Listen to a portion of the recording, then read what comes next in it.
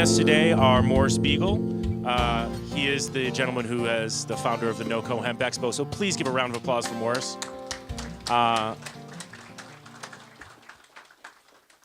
Morris is also the founder of the Colorado Hemp Company.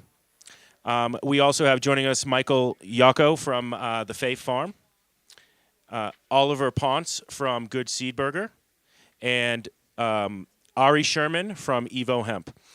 So we're already a little bit behind schedule, so let me just preface, any questions you have after this panel is over, please expedite your way out the room so we can get to the next panel, and any Q&As can happen at the lounge in the VIP area for National Hemp Association.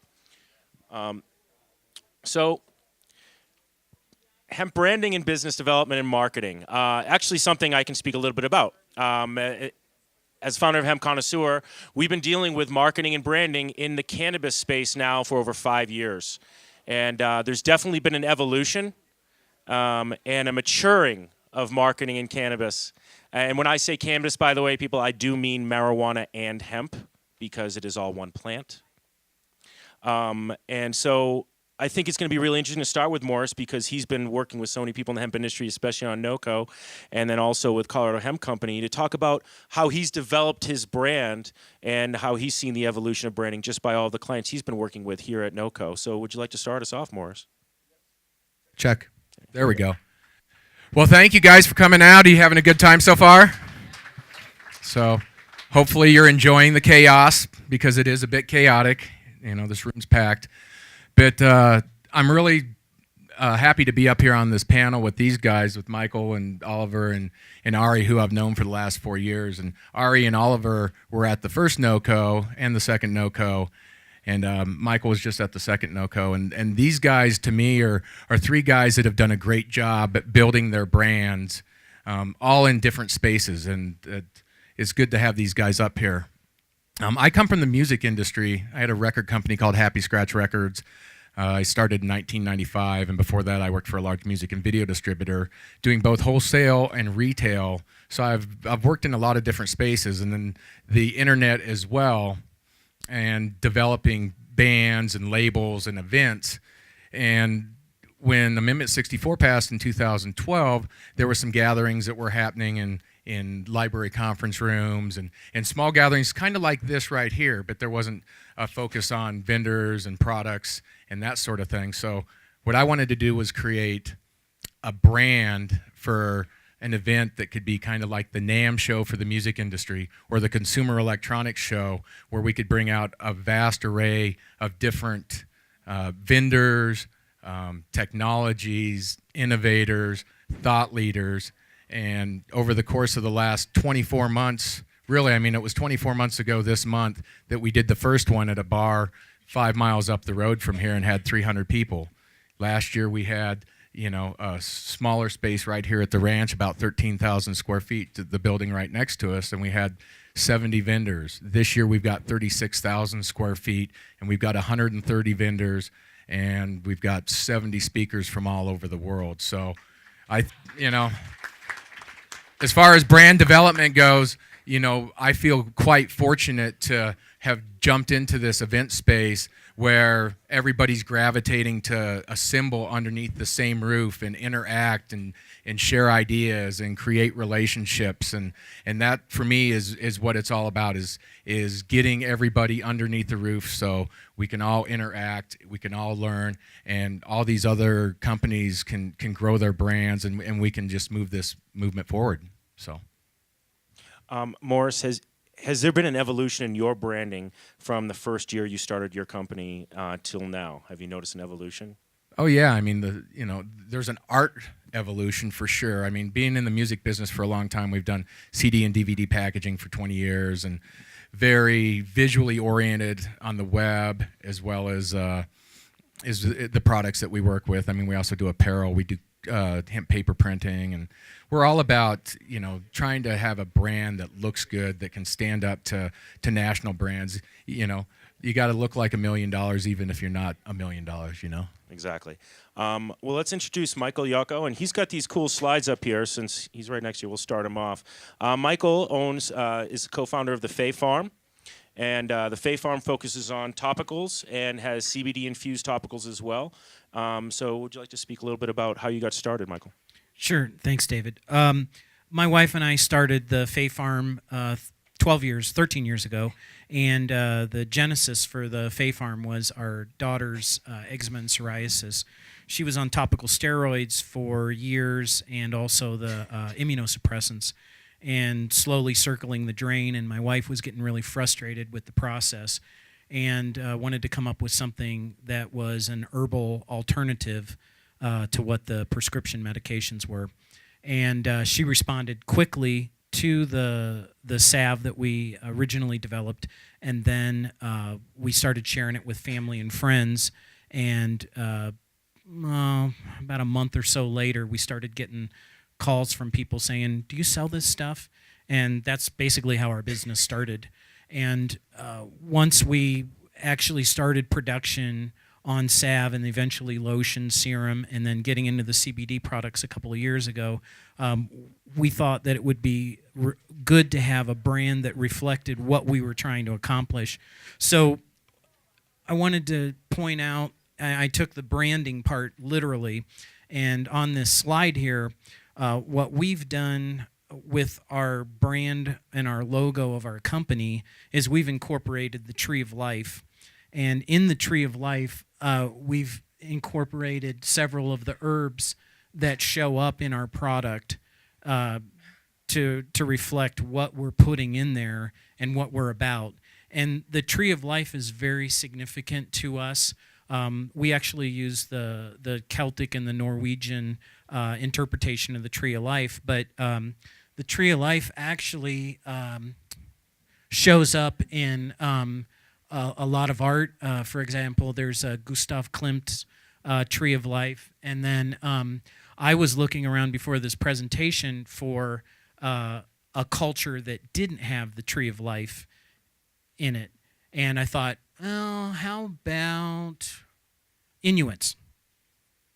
Well, even the Inuit culture has a Tree of Life motif. And it's been so many different cultures and civilizations that the Tree of Life shows up in. We really felt that it was a universal appeal, and so that's kind of the backbone of our brand. And then we've used hemp oil, which is high in omega-3 and 6 fatty acids, which are great for reducing inflammation and also good for cell regenerative growth. And we ended up trademarking the phrase healing hemp. So we got the trademark to that about 2 years ago. And boy, we've spent more time protecting our trademark of healing hemp than we did actually, going to the attorney and getting healing hemp. That's a whole different story. I can talk for hours about that. I think you just made a lot of people in this room kind of mad, though. Yeah, we got it. So that's kind of our brand and how we've approached it. And the CBD line, we just added CBD to our existing line of products, and we experienced phenomenal growth. Our warming CBD muscle rub is now our best seller. We sell cases of that a week now. And the healing hemp lotion, which is great for neuropathy and anxiety, has been a huge seller. But we've just been absolutely flabbergasted at how much CBD has putting a boost into our business. So that's kind of our approach to branding. On the marketing side, are you marketing specifically towards consumers directly, or are you focusing on wholesale side of things? We focus mostly on consumers. We have a booth at Pike Place Market in Seattle, and there's roughly 11 million people that walk through there a year. They don't all get to see our product, but a good number of folks do get to start a relationship with us through Pike Place Market, and that's a phenomenal way to start building scale. If you were to start a business, go to a place that a lot of people go to. And another great thing is when they're coming off of cruise ships, they are forced to quickly purchase. So that's a great combination for us. And then we've also, over the years, have about 95 wholesale accounts, and they're individual physicians, naturopaths, chiropractors, acupuncturists that use our family of products in their healing regimen. Excellent. Thank you. You can applaud, please. Our next panelist is Mr. Oliver Ponch. He is one of the founders of GoodSeed Burger. GoodSeed Burger, veggie burgers and with hemp seeds in them, correct? Was your initial staple, and they launched in Whole Foods and Kroger's and other grocery stores around just Colorado, or are we everywhere now? Rocky Mountain region, Love Southwest region, and we're just hitting the shelves in Northern California as well. Excellent. Thank you, Oliver. Please tell us about it. Okay, thanks. So my background comes from I'm a macrobiotic chef. I started in Austin, and I was running a community center, and it was always important for me to base a lot of our meals. They're not only vegetarian and vegan, but we were looking for the best plant-based, highly nutritious whole food ingredients. So obviously hemp being one of the best plant-based proteins, my goal is to always use that in many different forms. So we launched our hemp veggie burger in a food truck, and that took off, and we had some attention, and so we started selling at farmers markets, picked up a few local restaurants, and then moved in to Whole Foods here in the Rocky Mountain region and Southwest region. And our goal is just to use minimally processed ingredients in our foods, and that's crafted by cannabis, using the hemp.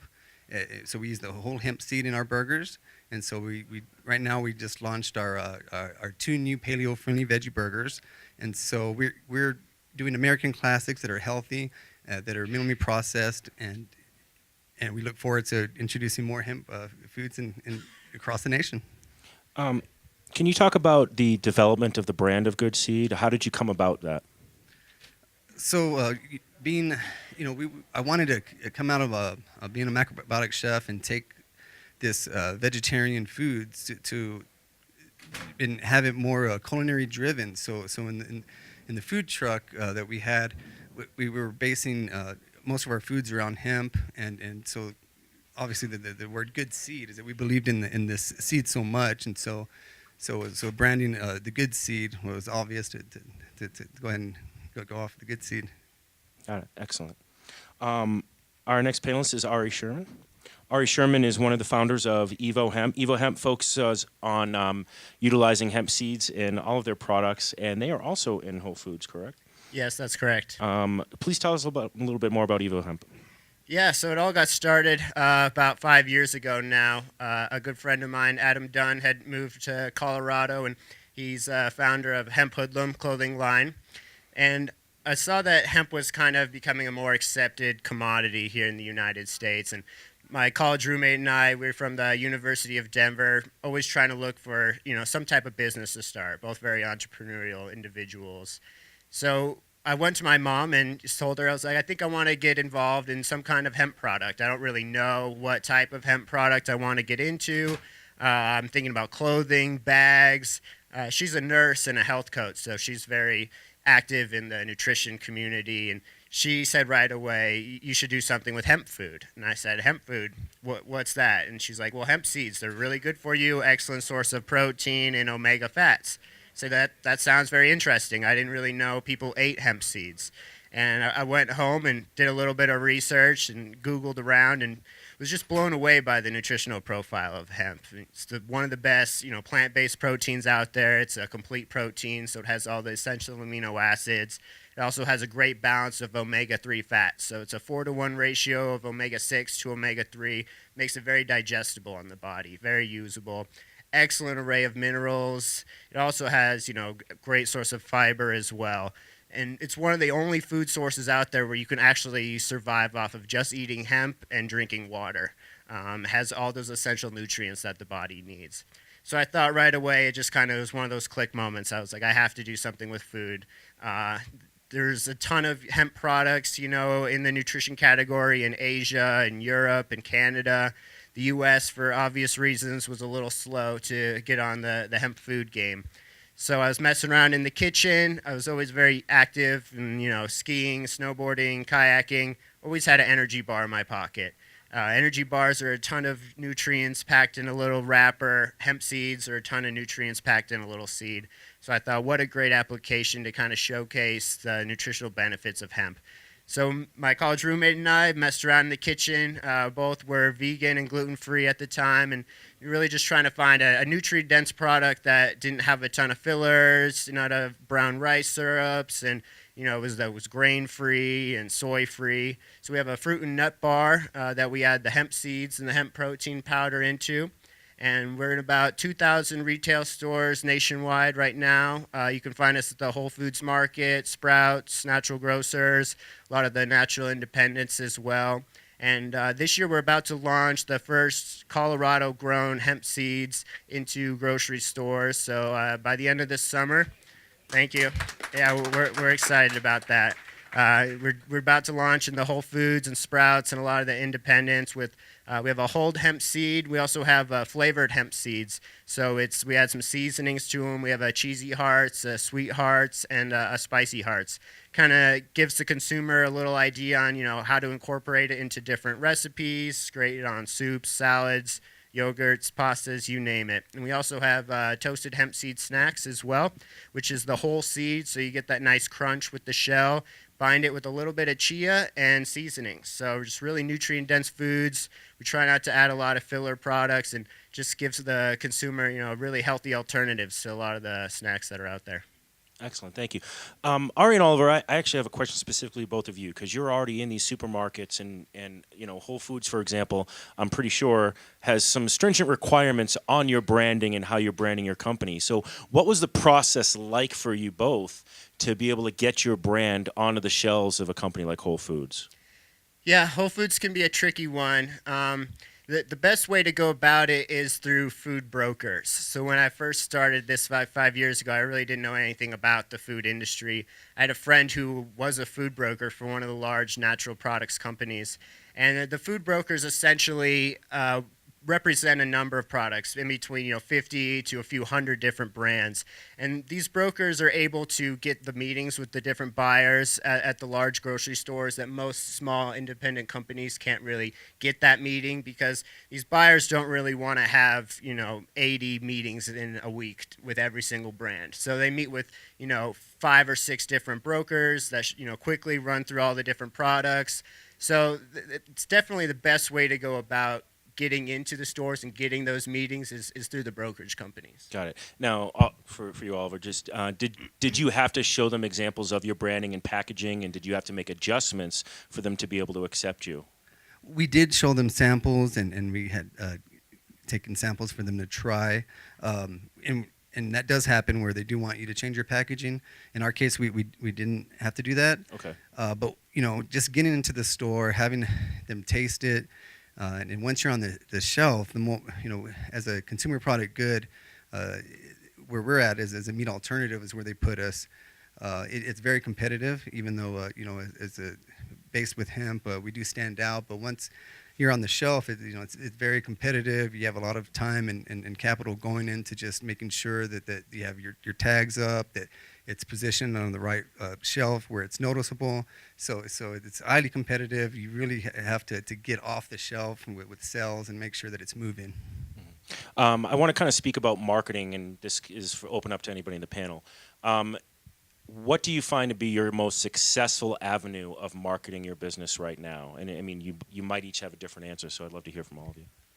For us individually, it's definitely these hats. So if you go into pretty much any Whole Foods in the state, you'll find at least one employee rocking an Evo Hemp hat. We've handed out close to 4,000 of them at least in the last few years, and we just give them to all the employees that work at all the different grocery stores. Most grocery chains allow their employees to wear vendor hats.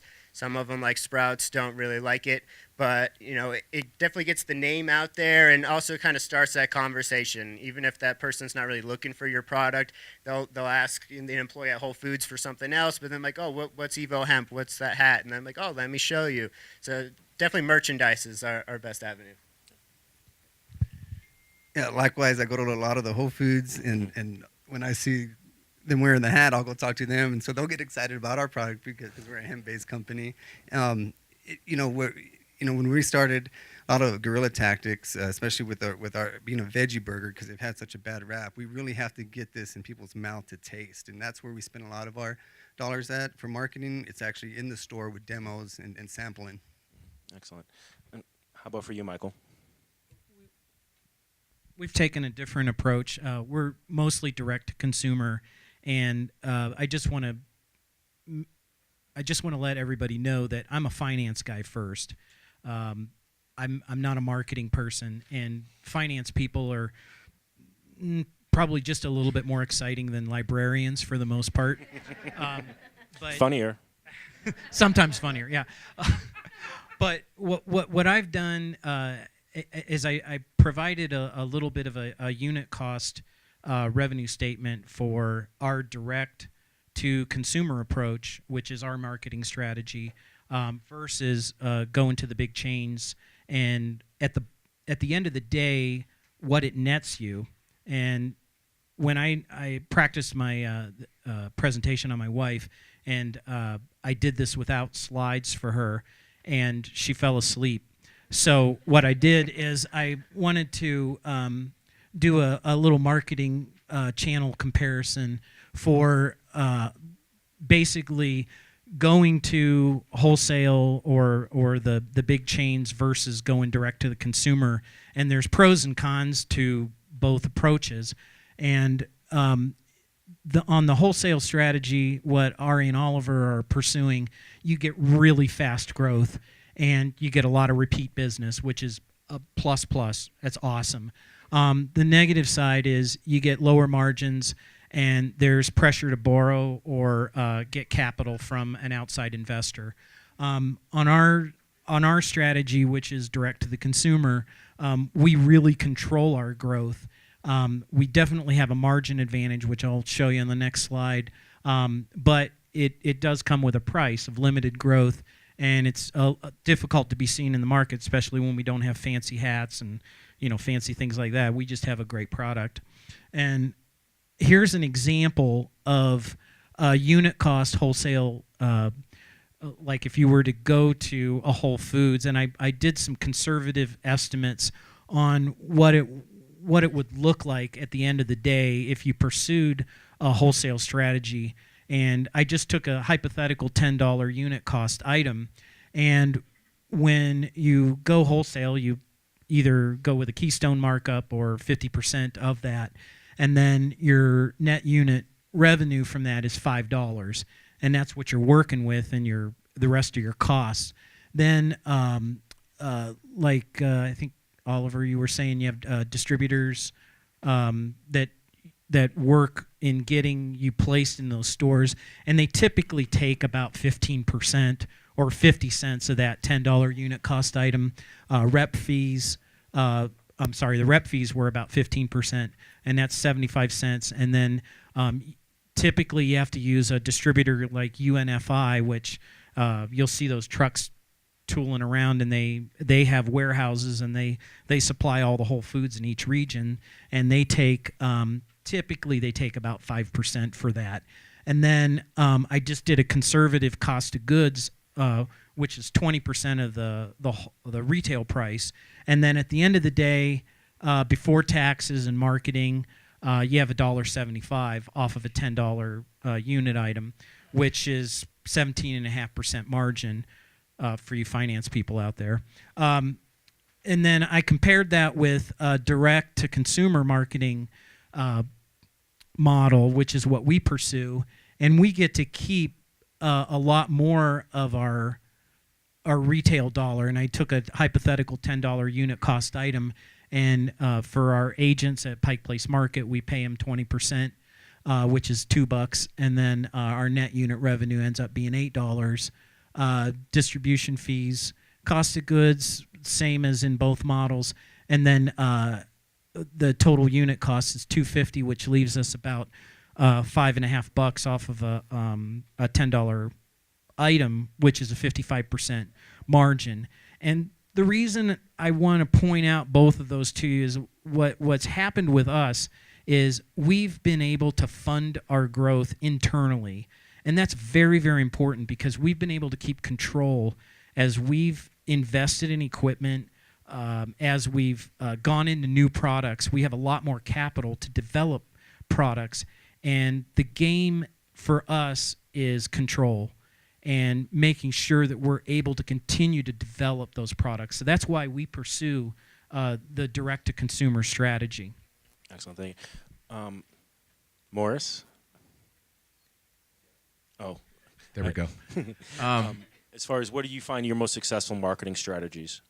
Well, coming from both retail and wholesale in the music industry, done both, and I really gravitate more towards the direct-to-consumer and the trade shows, events, and with us, we've got a paper company. We do hemp paper printing, and one of the most effective things for us to do is passing out event tickets or bookmarkers or business cards that are on hemp, because you stick a hemp business card or a bookmark in somebody's hand and it's a promo for the NoCo Hemp Expo or the Hemp on the Slope event that we're going to be doing up here this summer up in the mountains. People say, wow, that's hemp paper. I've never felt hemp paper. And the vast, vast, vast majority of people have never held hemp paper. So that's a little niche marketing thing that we've really kind of honed in on the last 18 months here. Excellent.